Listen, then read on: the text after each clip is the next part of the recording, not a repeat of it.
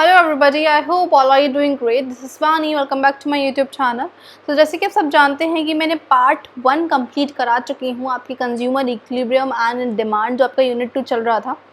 आज के लेक्चर में हम पार्ट 2 अपना स्टार्ट करने वाले हैं। पार्ट 2 में हमारा जो ये टॉपिक रह गए थे, कंज्यूमर इक्विलिब्रियम क्या होता है और कंज्यूमर इक्विलिब्रियम के दो कमोडिटी केसेस जो थे, first single commodity, double commodity case, वो आज हम लेक्चर में कवर करने वाले हैं। राइट, अब इस चीज़ को पढ़ने से पहले जिसने अभी तक चैनल सब्सक्राइब नहीं किया है वो चैनल सब्सक्राइब कर लो, सो दैट आपके पास ऐसी इन्फॉर्मेटिव वीडियोस आती रहेंगी।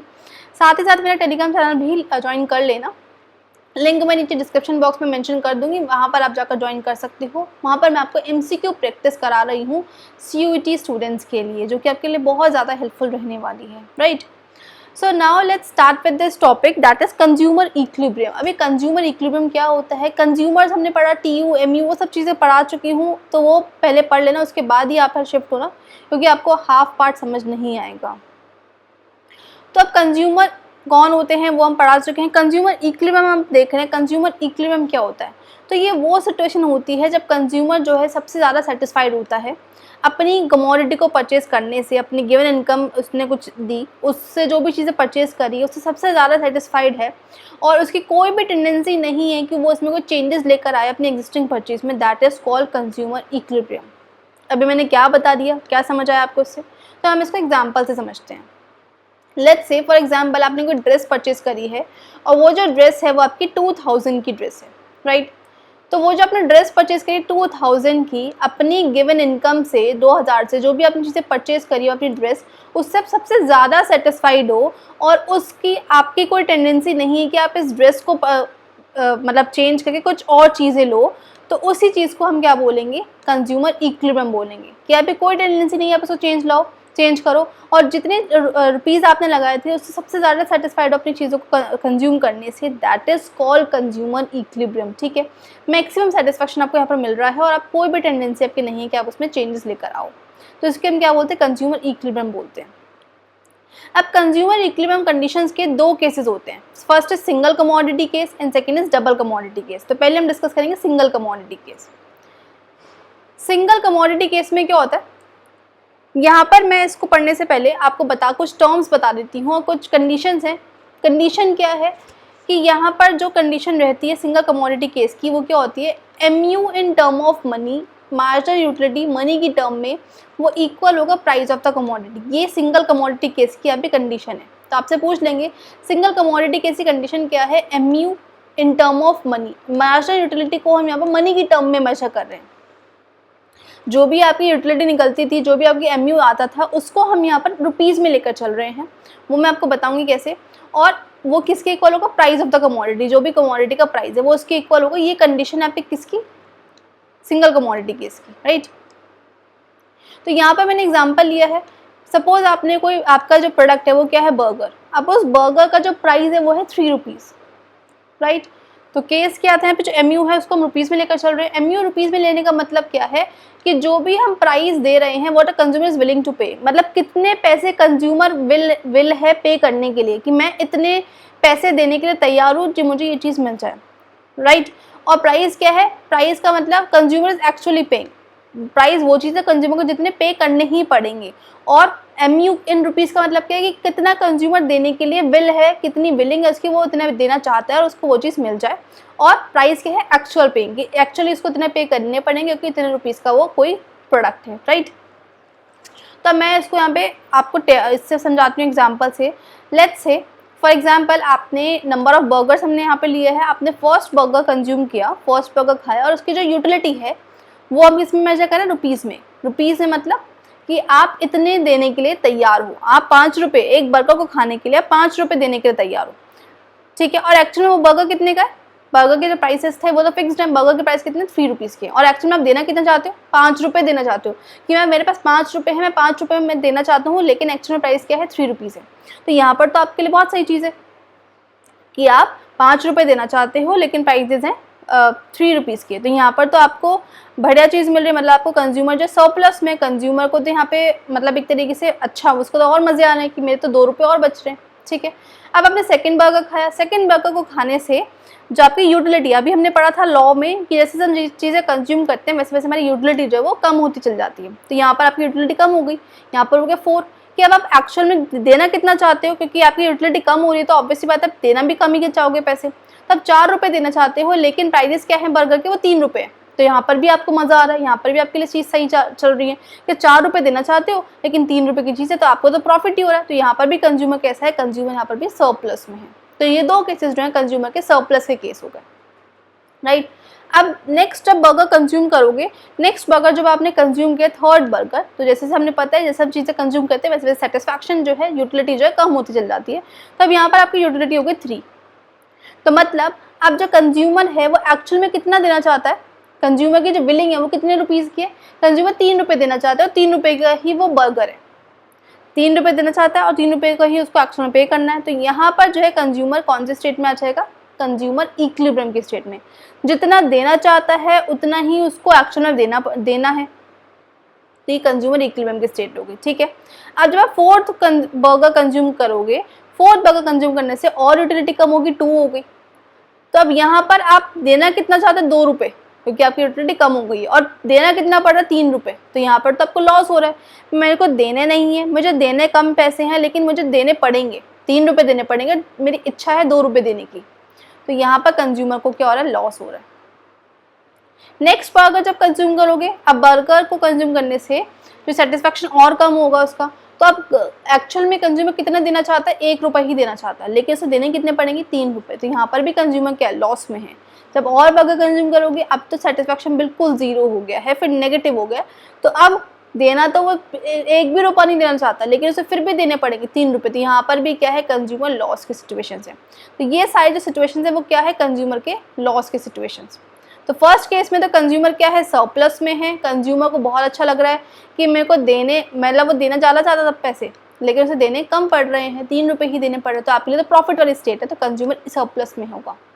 इस वाले केस में क्या है, हमारे पास पैसे वो कम देना चाहता है, इच्छा कम देने की है, लेकिन उसे देने पड़ रहे हैं क्योंकि प्रोडक्ट जो है वो इतने रुपीज़ का है। तो ये होगी हमारे पास लॉस वाली स्टेट। और इक्विलिब्रियम स्टेट कब होगी, जितने विलिंग है उसकी, जितनी इच्छा है उसके 3 रुपये देने की, और 3 ही रुपये का वो चीज़ है, 3 ही रुपये का वो प्रोडक्ट है, बर्गर है।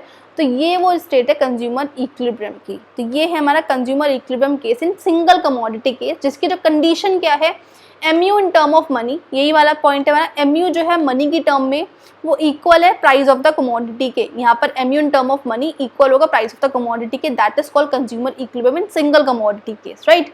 तो ये कंडीशन आपको याद रखनी है, सिंगल कमोडिटी केस की क्या कंडीशन है, क्योंकि ये पूछ ली जाती है पेपर में कि सिंगल कमोडिटी केस की क्या कंडीशन होगी।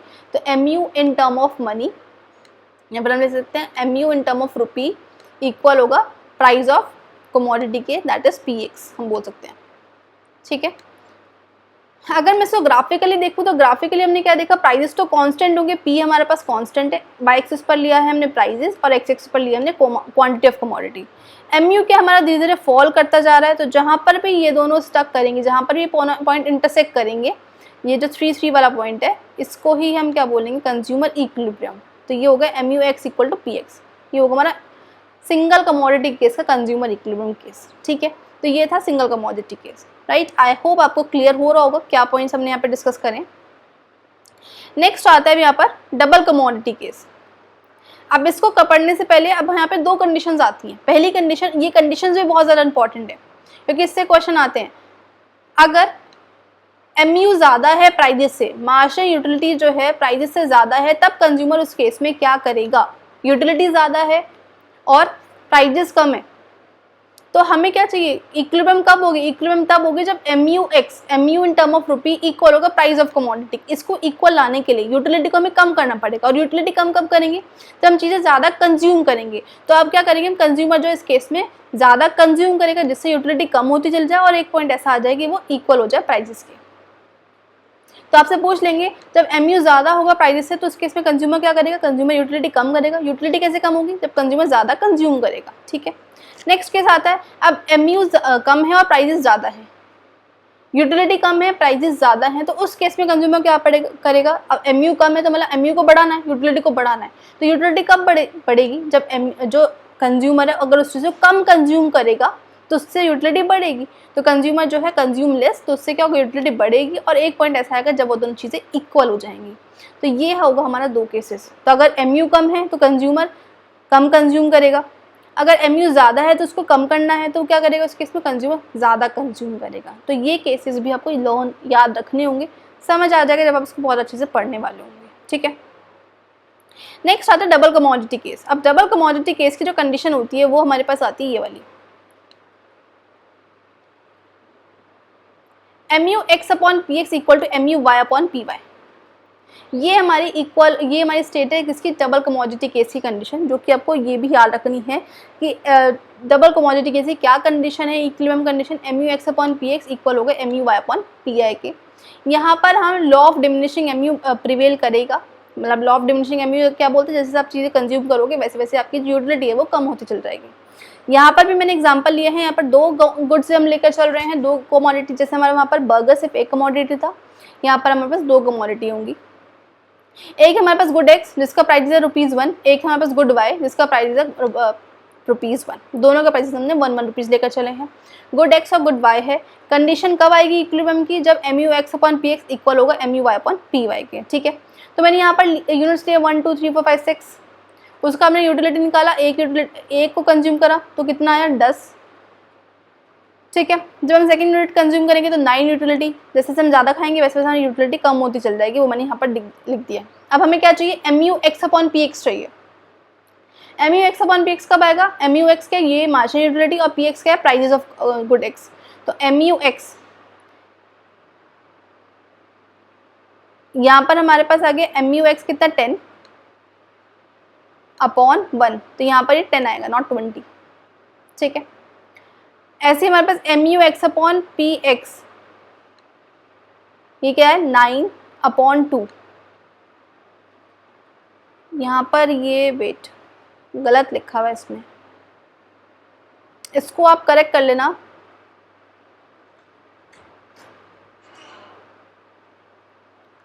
Nine upon 2 M U x upon P x, M U x के हमारे पास 10 को डिवाइड किया हमने प्राइजेस एक्स से, दैट विल 10 राइट। अब एम यू एक्स क्या है हमारे पास 9 को डिवाइड करेंगे हम 1 से, तो यहाँ पर कितना आएगा 9 आएगा। देन एम यू एक्स क्या है हमारे पास यहाँ पर 8 को डिवाइड करेंगे हम 1 से, तो कितना आएगा 1 आएगा यहाँ पर हमारे पास। इसको आप करेक्ट कर लेंगे, यहाँ पर टेबल में गलत लिखा है, यहाँ पर 8 आ गया, ठीक है। अब एम यू एक्स कितना 7 को डिवाइड करोगे 1 से, क्योंकि M U x 1 P x है, तो कितना आएगा 7 आएगा। सेम ऐसे यहाँ पर M U x upon P x, इसको हमने डिवाइड करा तो कितना आएगा 6 आएगा, और यहाँ पर हमारे पास कितना आएगा 5 आएगा, ठीक है। तो M U x upon P x को हमने डिवाइड करा, वो हमारे पास निकल कर आ गया 10, यहाँ पर मैं लिख देती हूँ 10 9 8, सेम वही चीज़ आएंगी 7 6 एंड 5, ठीक है। ऐसे हम यहाँ पर देख रहे हैं, बट यहाँ पर एक केस गलत हो जाएगा हमारे पास।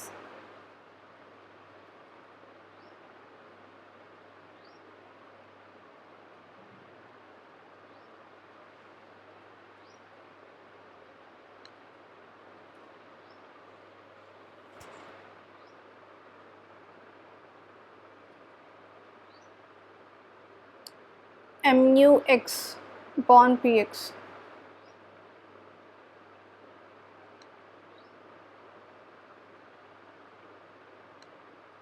M U Y upon P Y,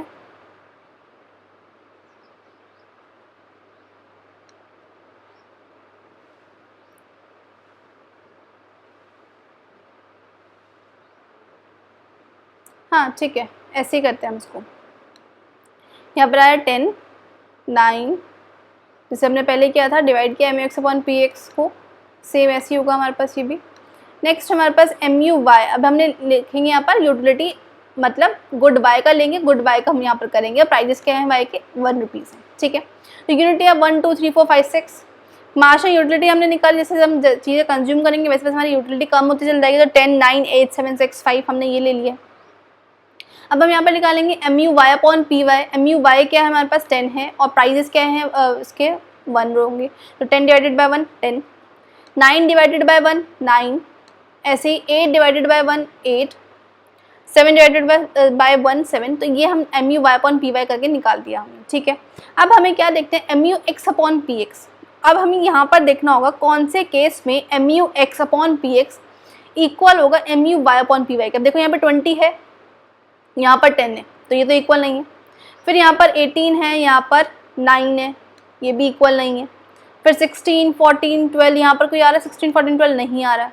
यहाँ पर 10 है हमारे पास और यहाँ पर भी 10 है हमारे पास। तो ये वो दो केस हैं जब ये दोनों कंडीशन इक्वल होंगी। Means M U x upon P x equal है M U Y upon P Y कब, 10 पर, ठीक है।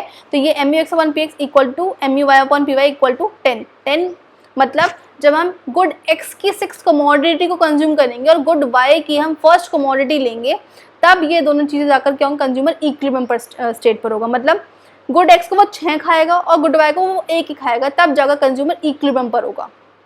तो मार्शल के अकॉर्डिंग कंज्यूमर इक्विलिब्रियम कब होगा, जब कंज्यूमर जो है वो 6 गुड खाएगा एक्स का और फर्स्ट 1 गुड खाएगा वाई का, तब जाकर कंज्यूमर इक्विलिब्रियम स्टेट पर होगा।